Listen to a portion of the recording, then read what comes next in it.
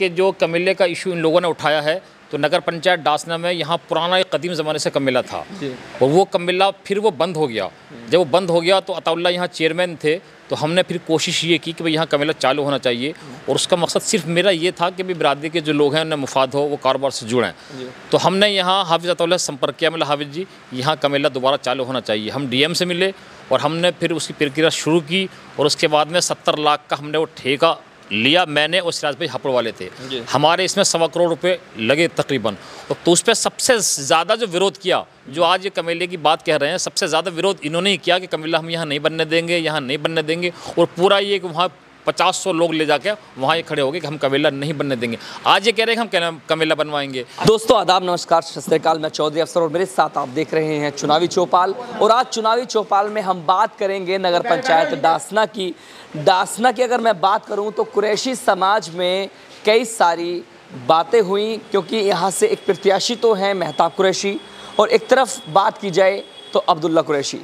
तो मेहताब कुरैशी ने अभी मंच पर एक बात कही कि मैं अपने क्षेत्र के लिए, अपने लोगों के लिए रोज़गार देने की बात करता हूं और यहाँ पर मैं कमेला बनाऊंगा जिसको पास भी कराया जाएगा।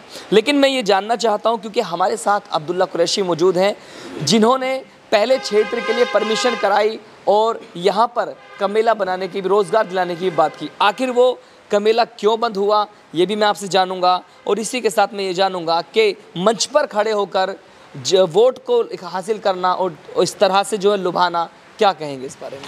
देखिए अफसर भाई, पहले तो एशियन न्यूज़ में से कि मैं आपका बहुत बहुत तहे दिल से शुक्रगुजार हूँ। और पहली बात यह है कि जो कमेले का इशू इन लोगों ने उठाया है, तो नगर पंचायत डासना में यहाँ पुराना एक कदीम ज़माने से कमेला था और वो कमेला फिर वो बंद हो गया। जब वो बंद हो गया तो अताउल्लाह यहाँ चेयरमैन थे, तो हमने फिर कोशिश ये की कि भाई यहाँ कमेला चालू होना चाहिए और उसका मकसद सिर्फ मेरा ये था कि भाई बिरादरी के जो लोग हैं उन्हें मुफाद हो, वो कारोबार से जुड़ें।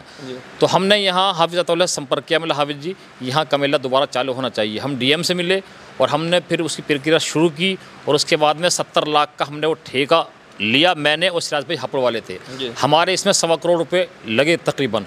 और पूरी प्रक्रिया जब वो ख़त्म हो गई, सारी फॉर्मेलिटीज़ पूरी हो गई, फिर यह मौके पर हमने कमेला बनाना चालू किया। तो उस पर सबसे ज़्यादा जो विरोध किया, जो आज ये कमेले की बात कह रहे हैं, सबसे ज़्यादा विरोध इन्होंने ही किया कि कमेला हम यहाँ नहीं बनने देंगे, यहाँ नहीं बनने देंगे। और पूरा ये कि वहाँ 50-100 लोग ले जाके वहाँ ये खड़े हो गए कि हम कमेला नहीं बनने देंगे। आज ये कह रहे हैं कि हम कमेला बनवाएंगे। तो ये कमेला कैसे बनवा देंगे? वहाँ कमेला तो वहाँ आज की डेट मंजूर है और मेरे पैसे जमा है और मेरे नाम से ठेका है, तो इनके झूठे वादे हैं। तो बिरादरी के, कुरैशी बिरादरी से मेरा ये रिक्वेस्ट है, वो इन झूठी बातों में न आए। सबको पता है वैसे कि कमेला यहाँ कौन बनवा रहा था और कौन उसका विरोध कर रहा था। जी। तो मैं ये भी जानना चाहूँगा कि अगर कमेले की ही बात है तो क्या चुनाव मैदान में है, आप चुनाव जीत जाते हैं तो क्या कमेला बनाएंगे, रोजगार दिलाएंगे? नहीं, इंशाल्लाह हम कमेला बनवाएंगे, मॉडर्न स्लॉटर हाउस बनवाएंगे और उससे ना कोई गंदगी होगी, ना कोई वातावरण दूषित होगा, बल्कि एक बेहतरीन स्लॉटर हाउस होगा। उसके कस्बे के लोगों को उससे बहुत मुफाद होगा, कारोबार से जोड़ेंगे और ख़ासकर हमारी जो कुरैशी बिरादरी है वो उससे बहुत मुस्तफ़ीद होगी, वो उससे फ़ायदा उठाएगी। बल्कि कमेला ना होने से सबसे बड़ा नुकसान ये हुआ कि वहाँ डंपिंग ग्राउंड और बन गया वहाँ, और उसके लिए सबसे ज़्यादा कोशिश मैं करता हूँ कि वहाँ डंपिंग ग्राउंड ना बने, वहाँ मलबा इकट्ठा ना हो। अब पूरे गांव का जो मलबा है वो यहाँ आता, एक तो डंपिंग ग्राउंड ख़त्म हो जाएगा, एक वो हमारा कमेला बन जाएगा।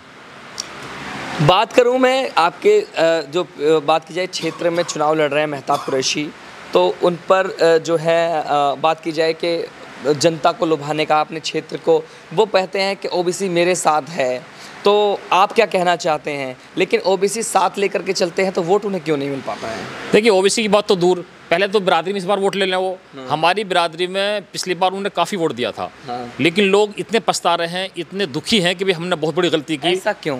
ऐसा वो इसलिए क्योंकि इनकी जो कार्यशैली है, जितने भी बहुत से हमारे बिरादरी के 50 और सैकड़ों बच्चे ऐसे हैं कि जिन पर मुकदमे फंसवा दिए, जिन पर झूठे मुकदमे लगवाए, फिर पुलिस में उनकी दलाली करी और उनके लिए अपना मुफाद सीधा किया। आज वो बच्चे बेचारे कचहरियों के चक्कर काट रहे हैं। रही दूसरी बिरादरियों की बात, उनसे ये वादा कर आए थे कि वो भी समाज से कि इस बार तुम हमें चेयरमैन बना दो, अगली बार हम तुम्हें चेयरमैन बना देंगे। उनसे भी वादा खिलाफी कर दी। आज ये बिल्कुल तनहा पड़े हैं, बेहोश हैं, हालत ख़राब है, कोई पुरसाने हाल नहीं है, बिरादरी में कोई पूछने वाला नहीं है। और रही दूसरी बात रही ओबीसी की जो वोट हैं वो ज़्यादातर कांग्रेस के साथ हैं, मेरे साथ हैं, मेरी पत्नी के साथ हैं, इनका कोई साथ नहीं है। अच्छा, पिछली बार कांग्रेस के जो प्रत्याशी थे, यानी कांग्रेस की मैं बात करूँ तो डासना से वो दूसरे नंबर पे रहे थे, लगभग 2600 कुछ वोट उन्हें प्राप्त हुआ था, 2700 वोट लगभग प्राप्त हुआ था। तो अब आप क्या कहना चाहते हैं कांग्रेस को? देखा, पिछली बार जो हामिद अली कांग्रेस के उम्मीदवार थे उसमें उनकी तकरीबन 1000 वोट उनकी अपनी ज़ाती चेहरे की वोट थी और उसमें 1500 वोट कांग्रेस की थी। तो इंशाल्लाह इस बार भी ऐसे ही होगा।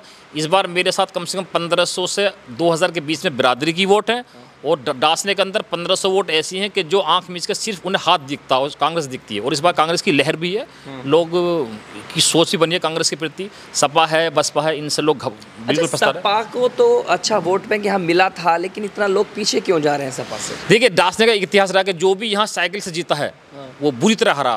साजिद हुसैन 3 बार यहाँ के चेयरमैन रहे, 6 वो इलेक्शन लड़े, 3 बार वो साइकिल से लड़े, 3 बार वो हारे, 3 बार वो निर्दलीय लड़े, 3 बार जीते वो। तो सपा का डासने में यहाँ कोई किस्सा नहीं है। डासने के लोग बहुत महज़िब हैं, पढ़े लिखे हैं, वो जानते हैं कि किस चेहरे को वोट देनी है।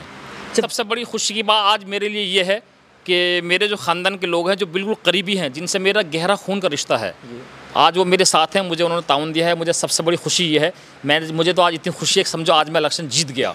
सबसे बड़ी खुशी है कि मेरा घर एक हो गया, मेरा परिवार एक हो गया। हालांकि हमारे अंदर ऐसी कोई बात नहीं थी, लेकिन हल्के से मामूली से इख्तलाफ थे, वो चंद मिनट में 5 मिनट बैठ के वो इख्तलाफ दूर हो गए। सबसे बड़ी खुशी है कि सबसे बड़ा मुझे खुशी इस बात की है कि मेरे इलेक्शन जीतने के जो है निशानियाँ शुरू हो गई हैं। सब परिवार के मेरे लोग हैं, मेरे साथ हैं, मुझे बहुत खुशी है। बात करूं कि परिवार के लोग एक साथ इकट्ठा हैं, प्यार से हैं, तो क्या कहना चाहेंगे?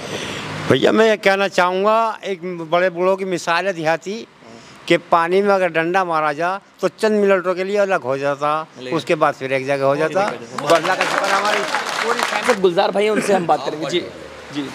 मैं आम पार्टी से था, केजरीवाल की से।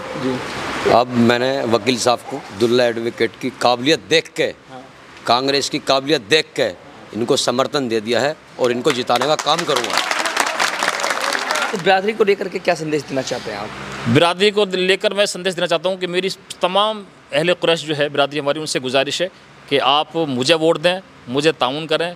मैं आपके बीच छोटे से लेकर बड़ा तक, मेरी 55 साल की उम्र है, बड़ा हुआ हूँ, मेरा सबकी मैं इज़्ज़त करता हूँ, सबके साथ खुश अखलाक़ी से पेश आता हूँ।